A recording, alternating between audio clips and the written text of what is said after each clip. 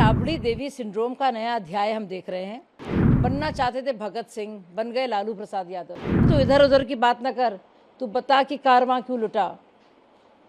मुझे रहजनों की फिक्र की गरज नहीं, तेरी रहबरी का सवाल है। इसी की वजह से उनको किंग पिन यानी कि सरगना कहा गया है इस पूरे कांड का। राबड़ी देवी सिंड्रोम का नया अध्याय हम देख रहे हैं। इसका एक न्यू वर्जन इस सिंड्रोम का।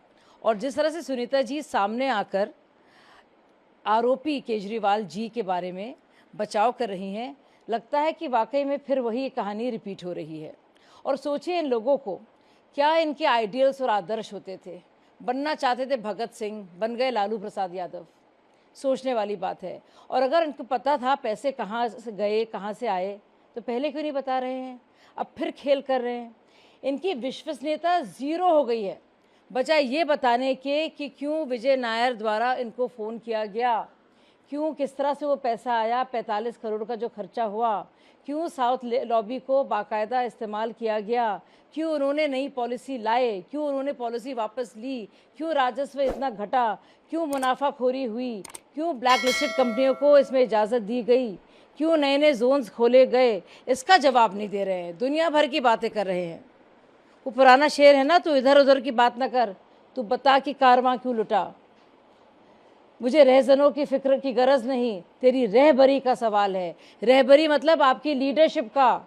किस तरह के लीडर हैं आप, किस तरह के मुख्यमंत्री हैं आप, कि आप दिल्ली वासियों का पैसा बाकायदा लूट रहे हैं, इस्तेमाल कर रहे हैं। जो पैसा राजस्व में आ सकता था, जिससे लोगों का भला होता, वो आपने किकबैक्स के लिए इस्तेमाल कर लिया।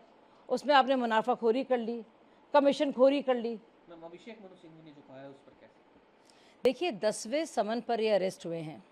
अगर पहले ही ये पूछताछ में सामने आते, ज्वाइन करते उस पूछताछ को, और जो भी सवाल पूछे जा रहे थे ज़रूरी और महत्वपूर्ण, तो ये नौबत नहीं आती। अब इलेक्शन तो हमारे देश में होते रहते हैं।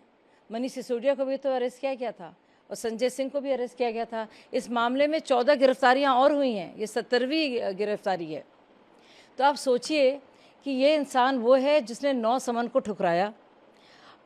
कभी विपासना का बहाना बनाया, कभी बजट का बहाना बनाया, कभी बहाना बनाया कि उसको चुनाव में जाना है।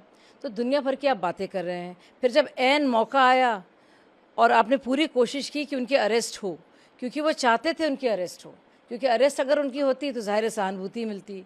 तो ये जानबूझकर इन पूरी खिचड़ी बनाई है केजरीवाल जी ने। वो जानते थे कि वो पूरी तरह से संलिप्त हैं, एक ऐसे ज़रूरी सवालात हैं, और इसी की वजह से उनको किंग पिन यानी कि सरगना कहा गया है इस पूरे कांड का, इस शराब घोटाले का। तो अभिषेक मनु सिंघवी जितने भी हवाले दे दें, दलीलें दे दें, लेकिन सच तो ये है जानबूझ के उन्होंने 10वें समन तक उन्होंने ना तो ईडी की मदद की, ना ज़रूरी सवाल का जवाब दिया। और जब वक्त ऐन मौका आया तो जाहिर है मॉडल कोड ऑफ कंडक्ट तब तक लग गया था।